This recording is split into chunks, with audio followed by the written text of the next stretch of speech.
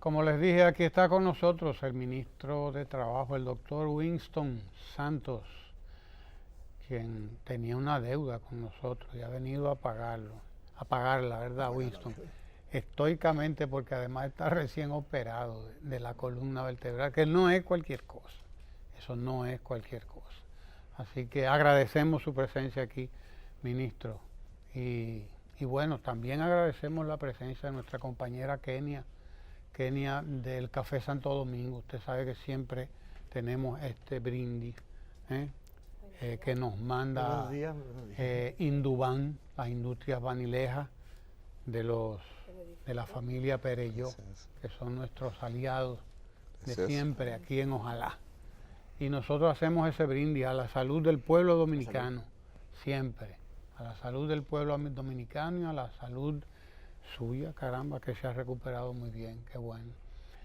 Hablemos de trabajo, del Ministerio de Trabajo de la República Dominicana, que tiene de un tiempo a esta parte unas cargas importantes de trabajo, unas responsabilidades muy importantes que cumplir y de las que conviene que rindamos cuenta al pueblo dominicano que sigue a Ojalá. Así que bienvenido, ministro, a Ojalá. Muchísimas gracias. Buenos días. Y bueno, fuego a la lata, como dicen, ¿verdad? Fuego a la lata. Bien, en los últimos tiempos, pues nosotros hemos visto un ministerio bastante dedicado a la cuestión de la promoción del empleo, la promoción del trabajo, la formalización del trabajo y a darle seguimiento. Nosotros llevamos las notas de prensa, cómo va evolucionando todo. Nos dimos cuenta de que el Ministerio de Trabajo en los últimos tiempos ha protagonizado como 50 jornadas de empleo, y eso no es un número cualquiera. Entonces nos gustaría que usted nos informara un poco sobre en lo que va de año llevamos 47 exactamente. 47 jornadas de empleo. ¿En qué consisten estas jornadas de empleo? ¿Cómo es que ocurren realmente? Porque es importante además que le demos esa información a la gente, importante, de que puede dirigirse al Ministerio de Trabajo porque hay una oficina, un espacio allí que está destinado a eso precisamente, una Dirección General de Empleo. Sí, claro. Pero más que dirigirse directamente al Ministerio, yo prefiero que sigan la página del Ministerio y cualquier cosa descarguen su currículum en la bolsa electrónica de empleo. También tenemos una bolsa electrónica de empleo que funciona. La bolsa es una cosa, ¿no? Y la feria de empleo son otra. Claro. Pero quiero hablar de la bolsa primero, porque la bolsa funciona exactamente como una bolsa, donde los empleadores, patronos, cargan sus necesidades, con los perfiles de lo que necesitan. Entonces, la población demandante de empleo carga su currículum, nosotros procuramos los perfiles, los sometemos a test psicológico y le enviamos una terna por cada puesto que tenga el empleador, para que le coja al que entienda de él. O sea que funciona como una bolsa electrónica de empleo y está en línea. Ahora, o sea que es permanente, a diferencia de la feria. Es permanente. Y ya han accedido más de 500,000 dominicanos a esa bolsa. Ahora bien, la feria la hacemos a requerimiento de promoción del empleo, como usted decía, a requerimiento del empleador. Exacto. El Ministerio hace una labor de acercar al buscador de empleo y al empleador. En los últimos meses hemos servido mucho a los hoteles, a las zonas turísticas. Van a abrir un hotel, dicen que necesitan 300 empleados, dan los perfiles, hacemos la promoción nosotros, la publicación, ponemos los stands, tenemos personal especializado, recibimos los currículos, evaluamos, depuramos y le enviamos terna. Entonces ellos al cabo de 3 meses nos dicen a quiénes escogieron. ¿Verdad? No siempre la persona que demanda el empleo tiene el perfil para el puesto. Por eso nosotros lo sometemos, ¿verdad?, a un test psicológico. Sí, a un proceso para enviar. De tal manera que esto para el empleador constituye, en términos económicos, una ventaja grandiosa. Porque eso es caro, ¿eh? El término de procurar los recursos humanos adecuados requiere de equipo técnico especializado. Y nosotros tenemos y se lo damos de manera gratuita. La selección de personal, el proceso de selección de personal en Estados Unidos es bastante costoso, como usted señala, y ahora tenemos entonces una plataforma tecnológica permanente que permite ese enlace entre los empleadores y los empleados. Entonces, aparte de eso, también tenemos las ferias. Pero yo había visto un anuncio que usted hizo de un proyecto de primer empleo, una política de primer empleo, y me llamó mucho la atención que antes de que usted dijera de qué se tratara, uno de los representantes sindicales dijo que se oponía. Parece que le leía el pensamiento. Y a mí sí me interesa mucho ese tema del primer empleo y cuál era la iniciativa. Sí, mira, incluso yo tuve con ese sindicalista una reunión y le reclamé esa parte. Él se quedó calladito y nada, pero es verdad, o sea, porque tú siempre parte de tus informaciones previas, de los prejuicios que tú tienes.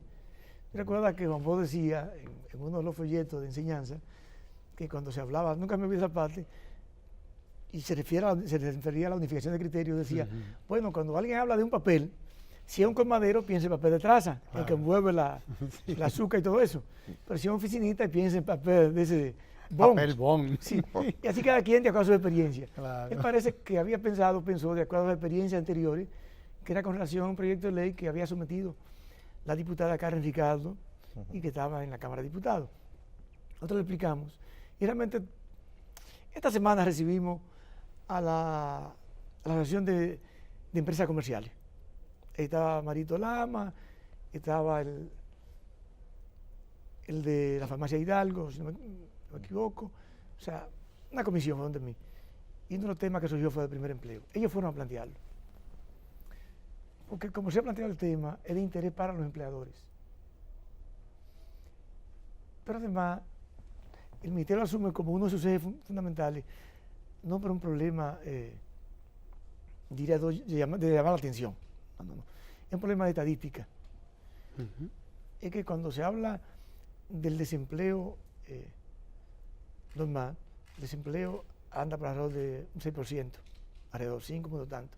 Y hablo de desempleo abierto, o sea, de las personas que andan buscando empleo, los que andan buscando empleo. Pero cuando se lleva al área juvenil, eso casi se triplica, anda por alrededor de 18.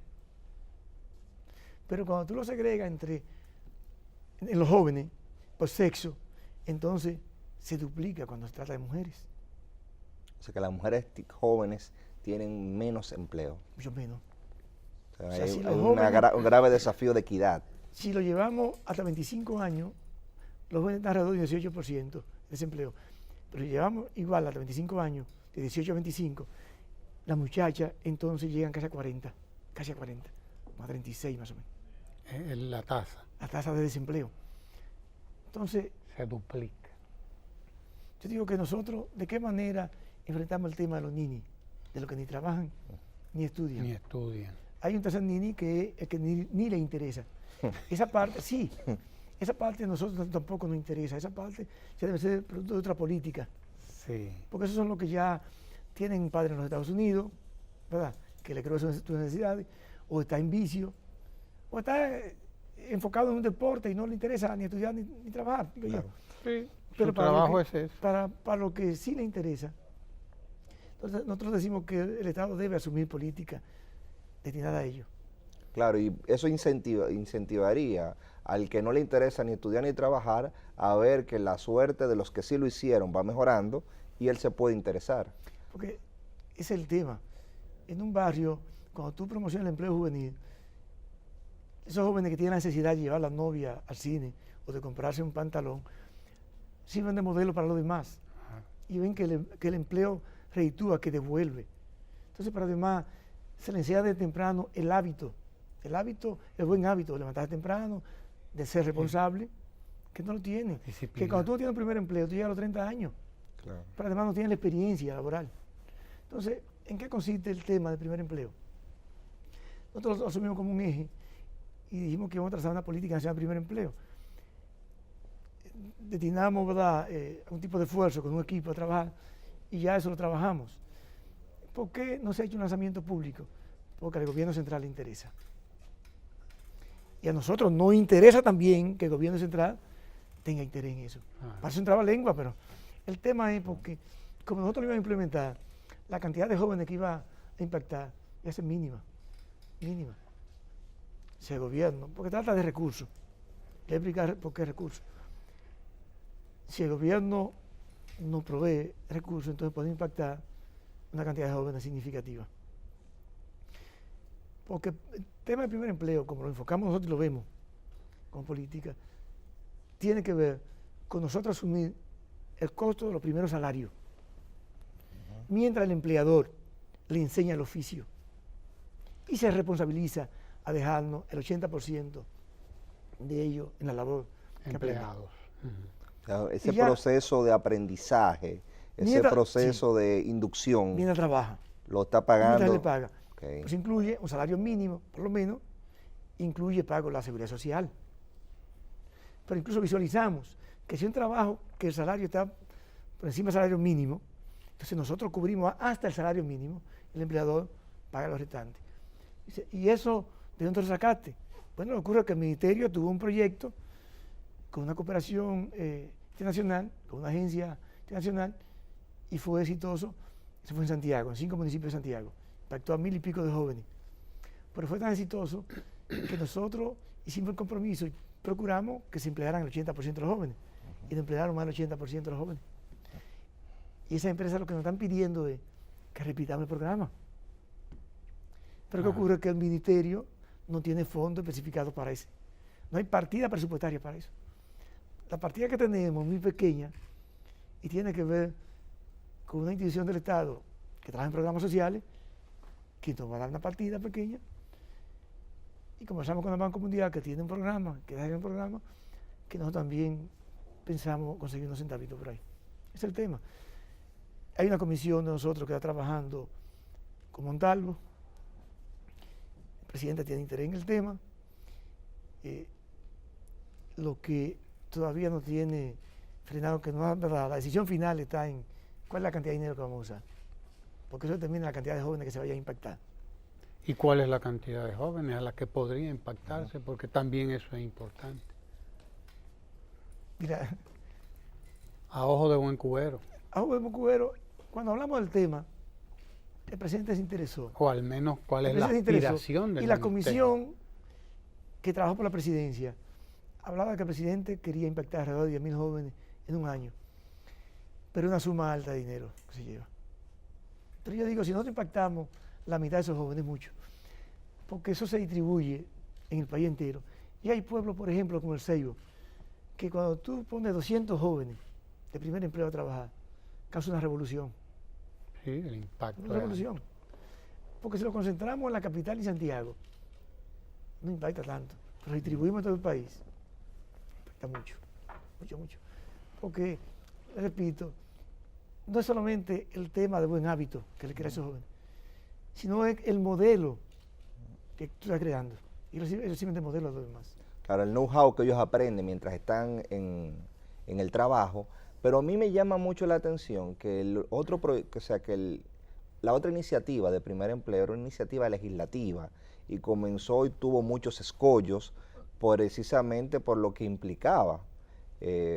Recuerdo ese proyecto que fue atacado inclusive desde el mismo Poder Ejecutivo, el vicepresidente Alburquerque había tenido una posición en contra, y veo como una iniciativa aparentemente tan simple en su estructuración puede ser efectiva, y mientras aquello se quedó en un proyecto de ley complejo, aquí tenemos ya una iniciativa que se comienza a aplicar como plan piloto. Un plan piloto, pero además súper exitoso. Y digo, si ha sido exitoso, entonces no invente con otro. ¿Verdad? Sobre todo si implica no disminuir derechos laborales. Ese es el tema. En eso fue que pensaron algunas centrales y respondieron antes de. Luego que oyeron la explicación, entonces bueno, se recogieron. Porque incluye el pago, las prestaciones, incluye, o sea... el ingreso al sistema de seguridad social. A la seguridad social, pero además no hay tema con el pasivo laboral. No hay tema. Porque hay compromiso de emplearlo por un año. Entonces, al año te paga sus prestaciones, sin problema. Pero ¿qué ocurrió con la gente de Zona Franca, de 5 municipios de Santiago? Que tuvieron una ganancia de capital enorme. Entonces construyeron elementos aparte, o sea, ¿cómo se llama? Los galpones, etc. y están pidiendo que nosotros, porque cuando tú tienes empleados que tú debes pagarle y te están produciendo, la ganancia de capital. Es un subsidio que le está dando el Estado. Ese es el tema de primer ¿Hay empleo. experiencia de esto a nivel internacional? Creo haber oído algo. En el mundo entero hay un tema con el primer empleo. Sobre todo por que es el tema del primer empleo, claro. Sí, en el mundo entero hay experiencia en muchos países, pero en el país la única experiencia exitosa ha sido esa. Claro. Lo otro quedó en intento legislativo. Sí, pero además el ministerio ha tenido otra experiencia de primer empleo, pero no tan exitosa.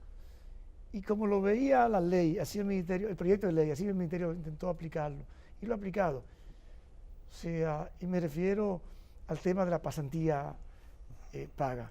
O sea, una pasantía y te dan algo para pasaje, no un salario. Pero ¿qué ocurre? Concluida la pasantía, tú te vas para tu casa. Y tú tienes para tu currículo una primera experiencia laboral. Pero te sirvió de poco eso. Pero si tú logras estar joven, ya estás revolucionando. Son de los temas que el ministerio, así como el trabajo infantil, lo ha asumido como eje de su política. Sí, hemos visto cómo se ha articulado. Aquí tuvo una entrevista el director de trabajo infantil, Juan Ramón Ventura, explicándonos cómo se había articulado con la jornada escolar extendida y cómo la jornada escolar extendida había ayudado a reducir el índice de trabajo infantil. Solamente que debo corregirte, ya Juan Ramón no está en trabajo infantil, está en Nemesio Gomera, él está en inspección. Okay. ¿Tú sabes por qué? O sea, porque ¿qué tú haces con los que son buenos? Los rotas para que mejoren algunas áreas. Entonces, los dos son muy buenos, entonces los rotamos ambos. Sí. Pero el tema de trabajo infantil, que es un tema país, pero sobre todo el trabajo infantil es su peor causa, que teníamos a los padres enseñándole, entre comillas, buenas prácticas a los hijos, trabajando hasta la cintura en los arrozales, y los sacaban de la escuela.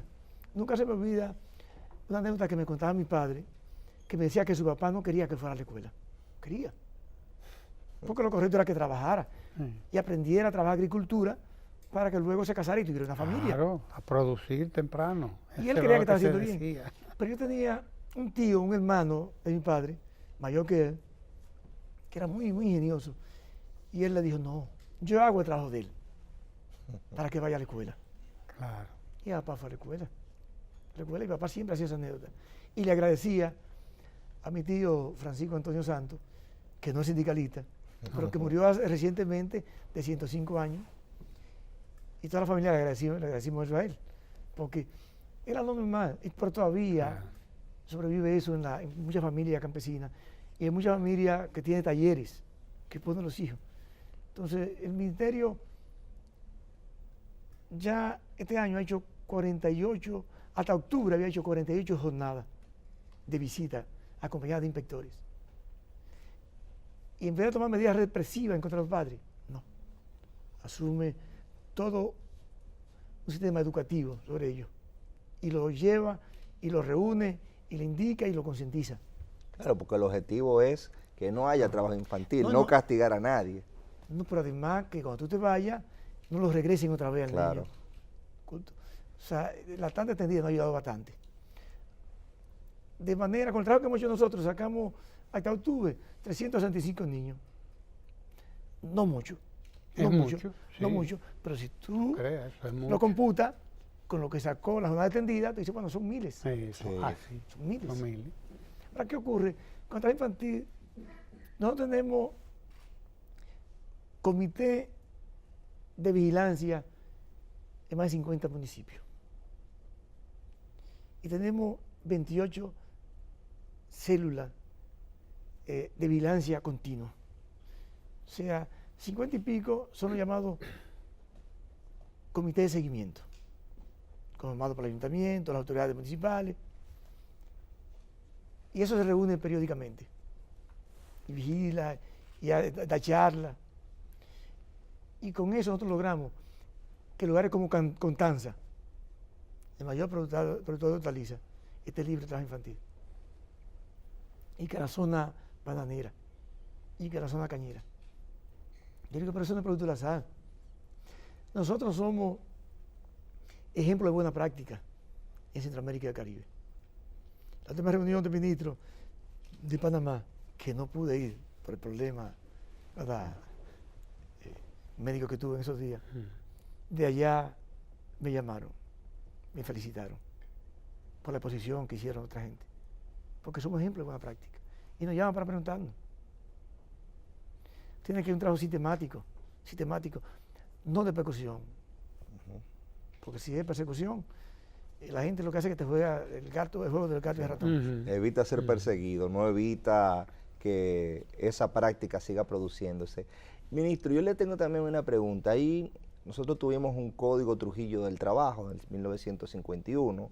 Ese código fue reformado en 1992, que es el actual código que nosotros tenemos, que tiene muchas conquistas, pero hay una comisión de reforma de ese código laboral y quisiéramos saber a qué ritmo marcha, porque hace un tiempo ya que se anunció esa reforma y creo que había un tranque entre el tema de la cesantía, entre empleadores y empleados. En el 13 fue que el presidente dictó decreto para cada comisión, la comisión hizo su trabajo, la comisión designada por el Poder Ejecutivo. O sea, que debe presentar un borrón, ¿verdad? Ya sea, esa comisión que nombró el presidente tiene un borrador. Sí, lo presentó. Pero cuando llevamos a la mesa de negociación, entonces, los sectores han preferido a la opinión pública a decir en los puntos que no están de acuerdo. Entonces, nosotros hemos insistido, ¿verdad?, en que debemos ver los puntos de coincidencia, que son la mayoría. Y 2 o 3 puntos de desavenencia, pues dejarlo para el final. El código del 92 es un código que estableció mucha conquista, tal como usted lo dice, y que en términos generales es bueno. Pero el 92 a la fecha, yo creo que en el 92, si existía WhatsApp, estaba en su inicio. O sea, si ha llovido mucho. 26 años. Pero el mundo se ha revolucionado. Claro, una revolución científica y tecnológica que uno no se imaginaba. Pero el mundo del empleo ha cambiado. El mundo del empleo. O sea, estamos todavía quejándonos porque la formalidad no ha aumentado. Pero es posible que en los próximos años la formalidad no avance. Yo tengo 3 hijos mayores y de los 3 habían 2 que trabajaban en línea de su casa. Exacto. Pero es lo normal, o sea, porque los jóvenes siguen nuevos paradigmas. Y los nuevos paradigmas es que el creador de Facebook, Zuckerberg, es uno de los hombres más ricos del mundo y nunca visitó una empresa ni se sentó atrás de un escritorio. Trabajaba en una marquesina, comenzó por ahí. Pero los dueños, qué sé yo, Uber. De Uber o de Airbnb. Sí. Airbnb tiene la mayor empresa de turismo, de hoteles del mundo y no tiene un solo hotel. Y Uber no tiene un solo taxi. Sí. No. O sea, y son los paradigmas de que, bueno, los más ricos del mundo no tienen empresas formales. No es que las empresas formales vayan a desaparecer. No, claro. Lo que ocurre es que hay una realidad que nos está dando de frente. Entonces el código de alguna manera debe ser ajustado a nuevos paradigmas, a nuevos criterios, a nuevas formas de empleo. Pero la llamada tercerización del empleo, de que usted tiene una compañía de teléfono, y usted para asimirse una responsabilidad y trabajar más cómodo, usted lo subcontrata a usted y usted tiene a los empleados que le presten el servicio. Entonces, y ese empleado que no tiene responsabilidad conmigo, que es el empleador principal, o sea, ¿quién le garantiza a ellos seguridad social? ¿Quién le garantiza a ellos prestaciones laborales? O sea, lo que llama empleo digno. Porque el empleo digno, ¿verdad?, si tiene otros componentes como la seguridad social, tiene seguro médico, tiene fondos para pensiones, está cubierto de riesgos laborales. Entonces, es como que debemos discutir otro aspecto. O sea, hay conquistas nuevas que debemos agregar. El tema de la doméstica. O sea, hay muchos asuntos. El mismo trabajo a distancia, hay que regularlo. O sea, hay que sentar a Uber en una mesa y decirle, mire, para seguir operando aquí, usted debe garantizarle algunos derechos a estos trabajadores, porque el tiempo le pasa y serán viejos. Entonces, ¿qué se van a retirar? ¿Tendrá que asumir el Estado entonces? O sea, de eso se trata. O sea, el código no es solamente la cesantía. No es solamente la cesantía, es más que la cesantía. Claro, la vida es mucho más que eso. Usted mencionaba un tema muy sensible. Yo recuerdo que Juan Bosch, en un libro que se llama Clase Social en la República Dominicana, hablaba de que miles de domésticas que estaban en las casas no eran parte de las relaciones de producción porque no hacían un trabajo productivo. Y realmente esa situación se ha marcado, era una concepción que se tenía en aquella época, porque sí es productivo lo que hacen, pero no tienen una protección adecuada. Entonces usted señalaba ahí la necesidad que tiene el código de incorporar algún tipo de protección. Bueno, de hecho, nosotros somos signatarios del convenio 189, hablando con la OIT, que establece algunos derechos para doméstica. No está en el código, pero igual es una ley, que ya es un convenio, ¿verdad? El convenio tiene rango constitucional. Y nosotros ya dispusimos que se haga, vamos a decir, un folleto, un encarte, ¿verdad? Un folleto con esos derechos, que establece el derecho que tienen a descanso, ¿verdad? 36 horas, todos los derechos que le establece, ¿verdad? Que no se conocen. Que no se conocen, y que nosotros lo vamos a promover ahora. O sea, en términos de prestaciones materiales, el código le establece solamente pago de vacaciones y salario 13, salario, ¿verdad? De Navidad. De Navidad, como se conoce. Ajá. Pero tienen otros derechos, ellos tienen derecho a ver su familia, tienen derecho, ¿verdad? A 36 horas de descanso interrumpido. O sea, tú no puedes emplear menores de edad en doméstica, como se... Claro. Tú ibas a campo y buscabas una niña y te comprometías a educarla, pero mentira, tenía doméstica y la creaba con unos niveles, ¿verdad? De horrorosos. exclusión, Sí, de vulnerabilidad, No la porque ponían en la dormían ahí. escuela. Hay una serie de derechos, o sea, establecido ese convenio que nosotros ya dispusimos. Ya hay una comisión que está trabajando, ¿verdad?, cómo establecerlo de manera sencilla, clara, que la población pueda entenderlo. Pero además nosotros debemos establecer otros derechos a la doméstica. Por suerte, ese convenio establece derecho a la seguridad social, a prestaciones de seguridad social para la doméstica. ¿Qué hizo el gobierno? Que le estableció derecho a la salud, a través del régimen social. A través de SENASA. Es un derecho. 50.000 Sí. Pero te digo, fueron incorporadas al SENASA. y hablando de seguridad social y salud, ¿qué ocurre con los guardias y policías? ¿Cuántos hospitales tú recuerdas que había para los guardias y los policías? El central. El central y uno en la base aérea de San Isidro. Yo no recuerdo más. Tal vez tendrían... Bueno, la policía tenía uno aquí por la Independencia. ¿Pero y qué ocurre entonces con los policías que estaban en La Vega, Moca, en Pedernales? Estaban en Aza, desamparados. Fuera del sistema. No Pero tenían un hospital, cobertura. un hospital. Cuando nosotros, el gobierno, ¿verdad?, toma la decisión de incorporarlo a la seguridad social y lo lleva a SENASA contributivo, con los mismos derechos que tienen ustedes y que tengo yo, entonces permite que ese policía afilie a su esposa, a sus hijos y a su padre, ¿verdad? Pero además que pueda visitar cualquier centro del país. Cualquiera. Y con todos los derechos que establece el catálogo de prestación de servicios. O sea, son de los logros que se han dicho pocas veces en la calle, pero que la gente debe aplaudirlo. Sí, son trascendentales. Estamos hablando de acceso a la salud. Como impacta a ese sector, que de alguna manera está marginado. Estamos hablando de cuántos miles, además. Yo cuando solamente sé la cantidad de guardias y policías, cuando se habla de lo que ellos tiran a la calle. Sí, hay 30.000 ahora en Navidad en la calle. En el operativo de Navidad hay 30.000 nada más. No sé, porque eso será mi amigo, ¿verdad?, ministro de la Fuerza Armada, sabrá. Pero creo que andan para 80.000 los de ellos, algo así, entre todas las ramas, ¿no? Pero cuando tú le agregas la tasa de dependencia, que los hijos, la esposa, y los se padres, triplica. Sí, son muchos. Se triplica. Pero además el derecho de tú estar trabajando en Pedernales y poder ir a un prestador de Pedernales y que te indiquen la analítica médica en Pedernales y que te den la atención médica en Pedernales. O sea, es la ventaja, o sea, es que todo ha cambiado. Que antes había que salir corriendo de Pedernales para el Hospital Central. Mira, Sí. cuando yo llegué a la Seguridad Social, yo era viceministro para la Seguridad Social, yo recuerdo que busqué la estadística el 12, cuando Danilo llega al gobierno, y Danilo recibe el 48% de la población el seguro familiar de salud. 48. ¿Cuánto estamos ahora? estamos camino al 80%. Estamos alrededor del 77, 78%. Y quiero aclarar lo siguiente. La CISARRID tiene unos datos que ustedes entran a la página y la buscan. Y cuando usted busca el porcentaje, es posible que le dé 76. Sí. Pero, ¿qué ocurre? Ahí nunca se incluyen los pensionados por los planes especiales. Ah, sí. Dictados por el Poder Ejecutivo. Entonces tú le sumas eso y entonces ahí tú llegas hasta el 78%. Camina al 80% de la población. Cuando tú lo visualizas frente a otros países de América, estamos muy bien, muy bien, muy bien.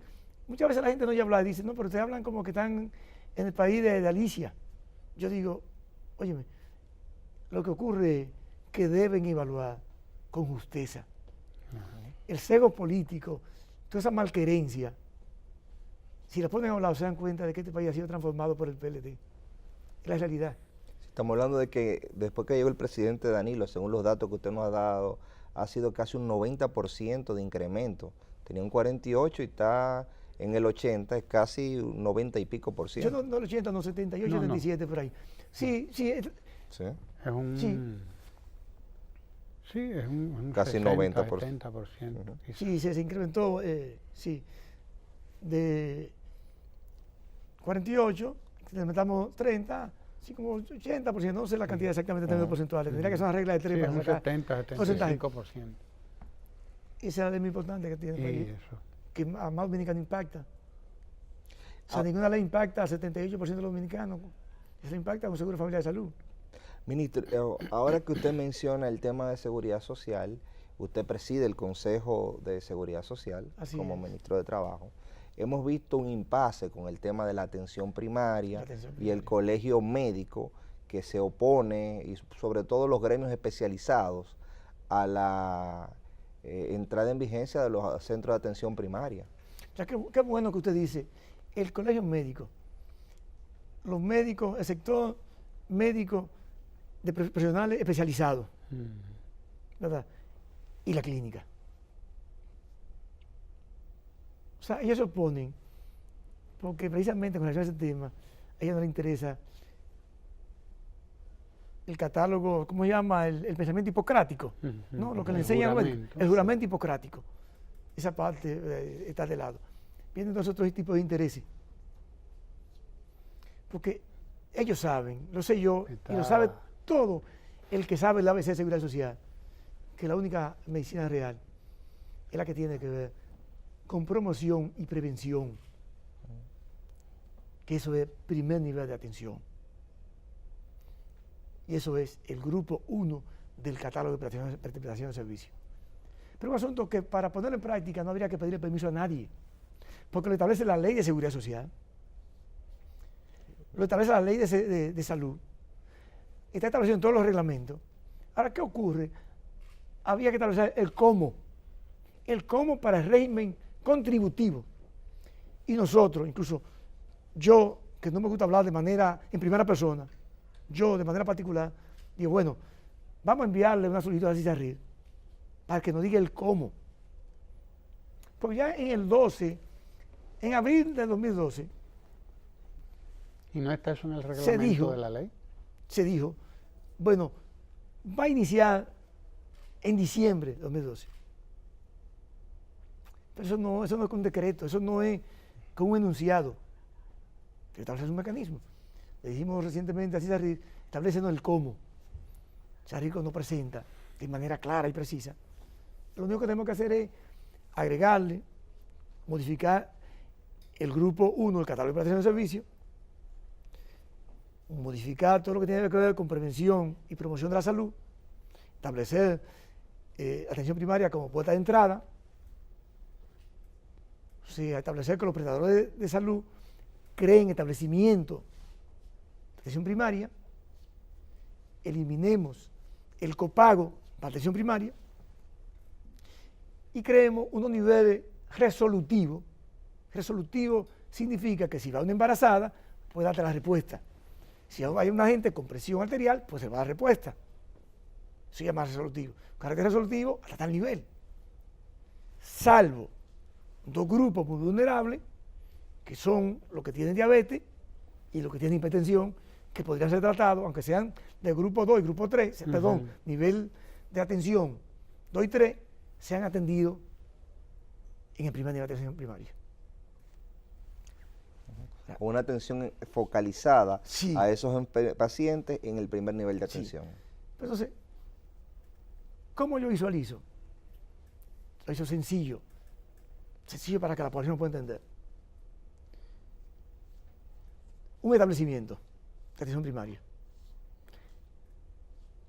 Se enlistan todas las personas, en este caso el régimen contributivo, de la zona, o no de la zona, porque tú puedes preferir inscribirte en un centro que te lejos de tu casa, por la razón X, porque vive a tu mamá, por la razón que tú quieras. Ojalá que sea en términos geográficos. Los médicos van a llevar su expediente clínico de tu madre, tu padre, tuyo, de tu esposa, tus hijos, tus nietos.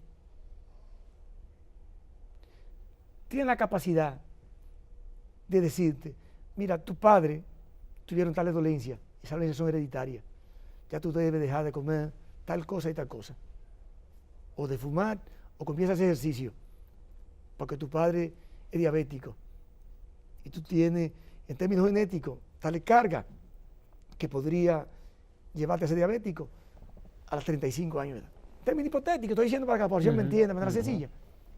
Eso es medicina real, prevención y promoción. Tenemos ahora medicina curativa. Te duele la cabeza, si tú fueras a un centro de atención primaria con el médico tuyo de cabecera, el médico va a decir, fulano, te conoce, ¿tú tomaste la pastilla de la presión? Sí, yo me la tomé, descarta eso. ¿Tú anoche tomaste un traguito? Sí, pero fueron medio litro de whisky nada más. Fulano, pero tómate esta pastilla, que tú lo que tienes resaca. Claro. Pero tú tienes resaca, tú no sabes de qué te duele la cabeza, pero tú quieres ir a un neurólogo. Y el neurólogo, que como copago, te cobra tal vez 1.000 o 1.500 pesos, o quién sabe cuánto, como copago, como gasto de bolsillo, tú sacas tu bolsillo. Te está poniendo esa consulta barata. Barata, pero, pero como agregado, te pone una analítica que muchas veces incluye hasta tomografía. Sí, señor. Ustedes saben que es así, 15, 20 analíticas. ¿Eso hace bien a quién? A los dueños de laboratorio y a pero los especialistas. Entonces, eso eleva los costos del sistema. Entonces, la atención primaria, y eso no es medicina real. Esa es la medicina que tú te enfermas, como me ocurrió a mí, y te llevan y te acuestan arriba en un hospital o en una clínica a investigar qué tú tienes para entonces darte medicina. No, hombre, a prevenir, no todo eso. Si yo hubiera estado asistiendo a un centro de atención primaria, no me quiero que me ocurrió. No me ocurre. Porque es una dolencia que venía. ¿De acuerdo? Entonces, esto es un tema que todo el mundo sabe que es verdad. Y el gobierno ha asumido para el régimen subsidiado, que es uno de los argumentos que tienen ellos. Porque tienen argumentos sustentados en premisas falsas. Tienen dos premisas. Primero, que se elimina la libre elección. Mentira. No se elimina la libre elección. Sí, esa es la pregunta que le iba a hacer. No se elimina. Usted sigue eligiendo el especialista que quiere que lo trate. Usted tiene 5 pagos, su centro de atención primaria. Pero no está obligado a ir ahí. Si usted quiere seguir haciendo el copago o haciendo el pago, asume el pago y vaya al especialista que usted quiere. Pero los especialistas recibirán pacientes iguales. Es porque todas las dolencias de segundo y tercer nivel serán referidas a especialistas. Pero ahora, usted va a una clínica y usted no va a un internista para que lo refiera a un médico. Es usted que se refiere a usted mismo. Usted mismo. Le duele un dedo y usted le pregunta, ¿qué médico debe ser? Vaya un ortopeda. Pero usted no sabe por qué le duele ese dedo. Ese dedo puede doler por N razones. ¿Verdad? Entonces también un internista, que es el que debe recibir y decir, mire, usted, como usted tiene tal y tal problema, usted lo que debe ver es a un neurólogo. O usted debe ver un ortopeda, porque usted tiene... Pero, otra vez a uno lo que tiene que ver con el problema de la artritis. Articulación. Sí, no sé. Reumatólogo, no sé. Pero no, ahora usted que se indica, el médico. Pero los médicos de las sociedades médicas especializadas están felices con eso y saben que eso no está bien. Es Pero entonces el colegio médico apoya eso. Igual apoya que los médicos no hagan una labor de 4 horas seguidas en un hospital. Apoyan. Y yo digo que no está bien. De 4. Sí. Bueno, ¿cuál es el problema que tenemos con los médicos? Y ustedes lo saben, que el médico estaba cobrando en 3 lugares.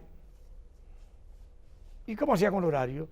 Iba y ponchaba allí, trabajaba 2 horas allí y después iba a su consulta privada. Y yo tengo una hermana médico, seguro que ya no le está gustando esto. Pero la realidad, el problema es el país. Si me afectó a mí, me afectó. La atención primaria es un asunto que, mire, podemos dar brinco, salto o podernos hacer huelga. Pero si no lo hacemos nosotros, alguien lo hará. Sí, porque hay que hacerlo. Porque hay que hacerlo. Porque la OPS, la OMC, la Organización Mundial de la Salud y la Panamericana de la Salud, lo primero que dicen, en todos los estudios lo primero que dicen es que esa va a ser la puerta de entrada. La puerta de entrada significa que cuando un médico debe iniciar por ahí sus atenciones. Pues si a usted le va a llevar un récord, conjuntamente con su familia, eso es lo ideal. Claro. Señor ministro, antes de que el tiempo nos traicione, como siempre, quiero retomar el tema del empleo, porque el presidente de la República en el 2012 asumió como meta la creación de 100.000 empleos por año. Esa meta se quedó corta. Se quedó corta. Pues bueno, háblenos un poco de esa meta y cómo vamos hasta este momento. Mira, porque la medición yo la tuve en agosto pasado. Y era equivalente a 6 años. Y la medición que yo tenía era 688.000. No se me olvida la cifra. Superó. O sea, era más de 100.000 empleos por año. Era más de 100.000 empleos formales. Y para la gente que dicen, no, usted entra a la base de la Tesorería de la Seguridad Social, que ahí se registran los empleos formales. Y entonces establece el crecimiento. Y punto. O sea, es medible. Es fácil de medir. Medible y comprobable. Y comprobable. Exacto. O sea, son inventos.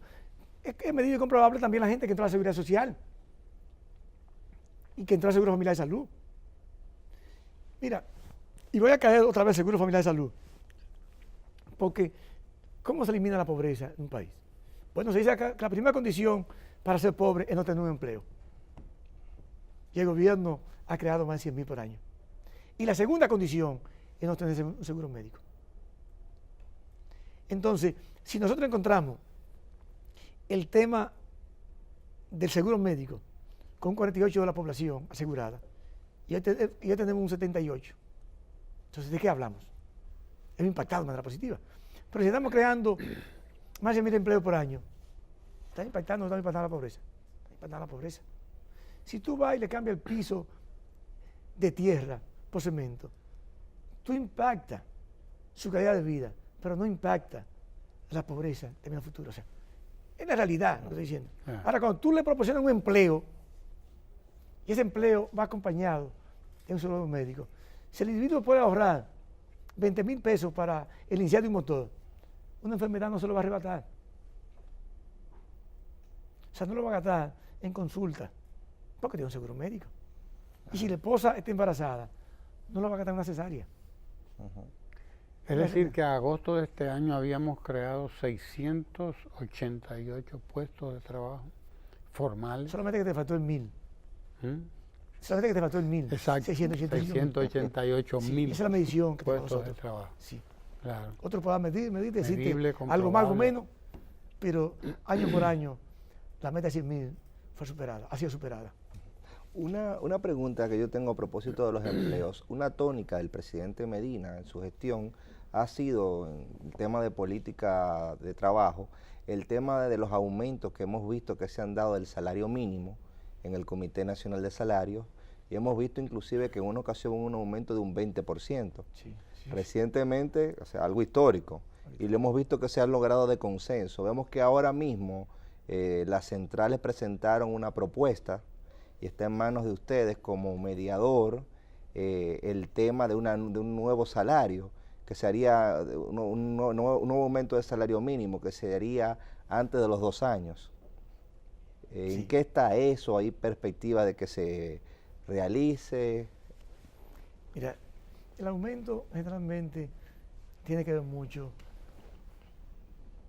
con el incremento del IPC, o sea, el índice de precio al consumidor, de la inflación.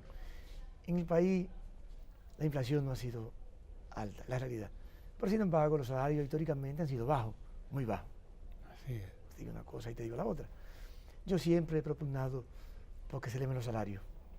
Por la elevación. Sí, porque eso es lo que hace que crea la cadena virtuosa del capitalismo. Es la que Juan Bosch siempre hablaba. Sí, claro. Aumenta el consumo. Aumenta el consumo, pero además hay una cadena. Hay una cadena de que quien gana un salario, el salario es bueno, puede consumir en el colmado. Y el colmado a su vez puede comprar, ir a la tienda a comprarle ropa a sus hijos. Pero además se abastece y compra más productos. Es toda una cadena. Toda una cadena. ¿Verdad? Va a la tienda y compra un televisor. O sea, y soy partidario.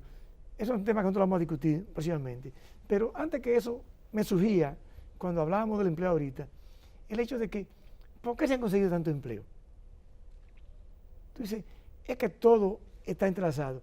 Cuando el presidente estableció la medida que se le comprara el 30% a las pymes y a las mujeres, para el Estado comprar, tú tienes que estar formalizado.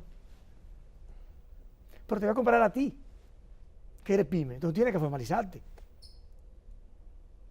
Para formalizarte tienes que pagar mejores salarios, ¿verdad? Pero tienes que dar seguridad social.